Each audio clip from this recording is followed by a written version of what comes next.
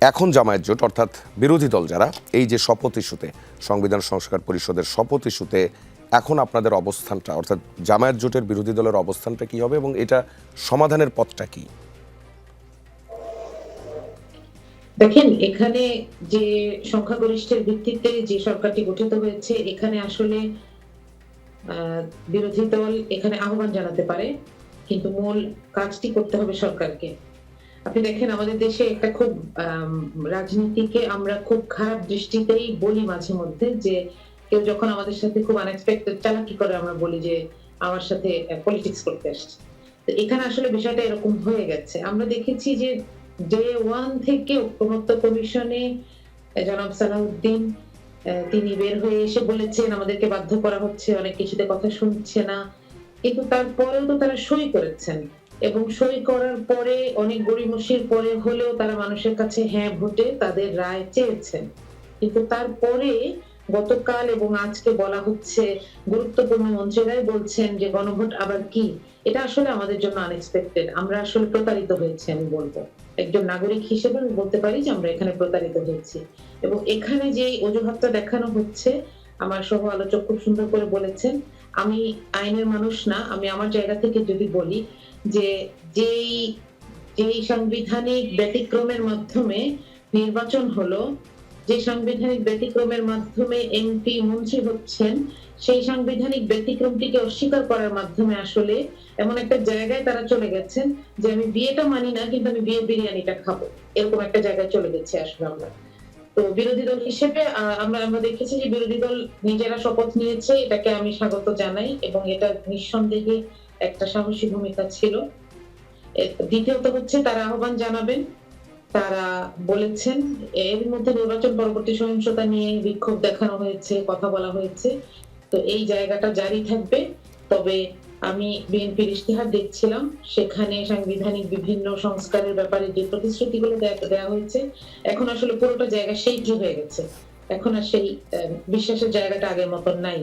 আমি বলবো যে এই বিশ্বাসটা ফিরে আনার দায়িত্ব সরকারের। তাদেরকে, তারা যদি সবাইকে সাথে নিয়ে চলতে চান, সেই সদিচ্ছা এখনই তাদেরকে প্রদর্শন করতে হবে, এখনই সময়। জি, মার্দিয়া মমতাজ, আবারও ফিরবো আপনার কাছে খুব ছোট্ট করে অন্য আরেকটা বিষয়ে। এই প্রাসঙ্গিক যে আলোচনা সেটিতে যেতে চাই আবার মোহাম্মদ মাহবুবুর রহমান খানের কাছে।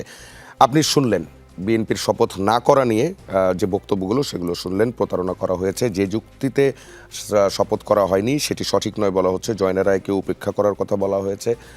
এবং আপনি শুনছেন মার্দিয়া মমতাজ, তিনি বললেন যে জনগণের সঙ্গে একটি প্রতারণা করা হয়েছে, পলিটিক্স করা হয়েছে, নিজেদের প্রতিশ্রুতি থেকে সরে এসেছে বিএনপি। এর জবাবে কি বলবেন?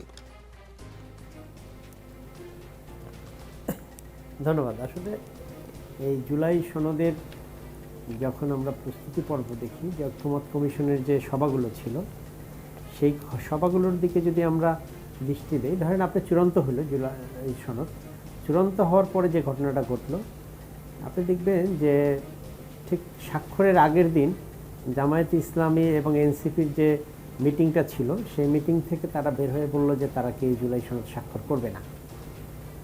এই স্বাক্ষর না করতে চাওয়ার যে জায়গাটা, সেই জায়গাটাতে হয়তো তাদের প্রত্যাশা এখানে ছিল না বা প্রত্যাশা পূরণ হয়নি।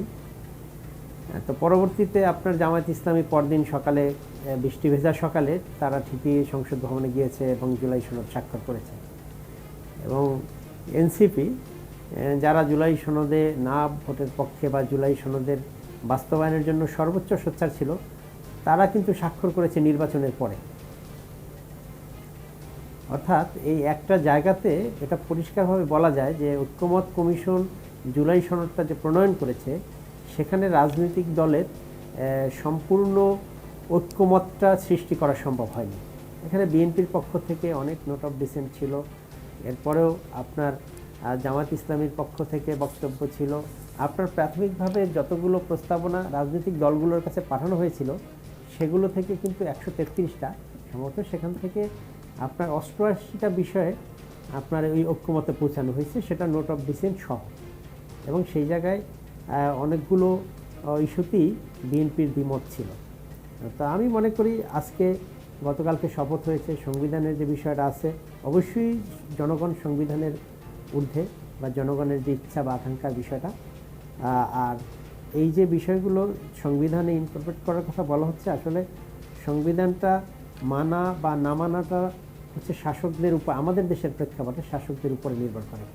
আপনি দেখেন আমাদের দেশের যে সংবিধান যেটা এখন বিদ্যমান আছে সেটাও কিন্তু স্বৈরশাসক সৃষ্টি করার জন্য একটা বই না। এখন যদি আমার যেটা ছিল সেটাও আমরা না মানি, বা ধরেন এখন যদি যা আছে জুলাই সনদে সেটা পুরোপুরিও যদি আপনার স্থাপন করা হয়, তারপরেও যারা শাসক গোষ্ঠী থাকবে তারা যদি এটা না মানে, প্র্যাকটিস না করে, সেই ক্ষেত্রে এটার কিন্তু ভ্যালুটা হচ্ছে শুধু কাগজে, এটার কিন্তু বাস্তব কোনো মূল্য থাকবে না। ধরেন আপনার ৭-এর ক সম্পর্কে যদি আমরা বলি, সেখানেও যে ধরনের কথা বলা আছে, আমরা কি সেটা জনগণ যখন এর বিপক্ষে গেছে বা আওয়ামী লীগ যখন শাসন করছে তখন কি তারা মনে করেছে যে না এরকম একটা বিপ্লব হতে পারে বা বিপ্লবের মাধ্যমে তাদের শাসন আর সমাপ্তি হতে পারে? তা আমি মনে করি এই যে শাসক, এই আমাদের দেশের প্রেক্ষাপটে সংবিধানের থেকে বড় বিষয় হচ্ছে যারা শাসন করে, যারা ক্ষমতায় থাকে, তারা তাদের ইচ্ছাটা জনকল্যাণমুখী রাষ্ট্র হিসেবে কতটুকু কার্যকর, বা জনগণের যে ইচ্ছা বা চাওয়া সেটা কতটুকু বাস্তবায়ন করতে পারে বা করতে চায়। আর সবেমাত্র গতকালকে শপথ হয়েছে, এখনও সময় আছে শপথ শেষ করার। আমি তো বললাম যে এনসিপি নির্বাচনের পরেই জুলাই সনদে স্বাক্ষর করেছে, আমাদের শপথের একদিন গেছে। এটা এরকম কোনো বিধিবিধানের মধ্যে নাই যে আপনার প্রথম দিন যদি শপথ গ্রহণ না করে তাহলে এটা এখানে আর আসার কোনো সুযোগ নেই। আমি আশাবাদী এটার একটা, তার মানে শপথ গ্রহণ করার প্ল্যান এখনো আছে। জি, বুঝতে পেরেছি। আরেকটা বিষয়, এই ত্রয়োদশ জাতীয় সংসদ অধিবেশন কবে নাগাদ বসতে যাচ্ছে? যদি সেটা করতে হয়, রাষ্ট্রপতি সেই সংসদ আহ্বান করবেন।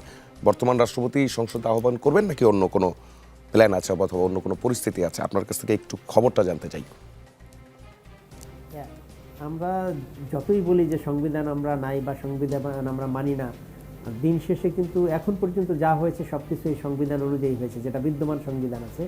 আপনার সংসদ সদস্যদের শপথ থেকে শুরু করে আজকে পর্যন্ত যা হয়েছে, সুতরাং নিয়ম যেভাবে আছে সেভাবেই আমার মনে হয় রাষ্ট্রপতি সংসদ সদস্যদের আহ্বান করবেন, সেই অনুযায়ী সংসদ অধিবেশন বসবে এবং সেই অধিবেশনের মাধ্যমে আমাদের স্পিকার বা ডেপুটি স্পিকার সহ পরবর্তী যে প্রক্রিয়াগুলো আছে সেগুলো সম্পন্ন হবে।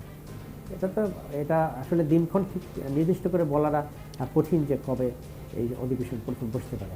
কিছুক্ষণ পরে হয়তো আমাদের মাননীয় প্রধানমন্ত্রী বক্তব্য রাখবেন, তার বক্তব্যের মাধ্যমে হয়তো কোনো নির্দেশনা আসতে পারে বা রাষ্ট্রপতির সাথে আলোচনা করে যদি কোনো দিনক্ষণ ঠিক করা হয়। জি।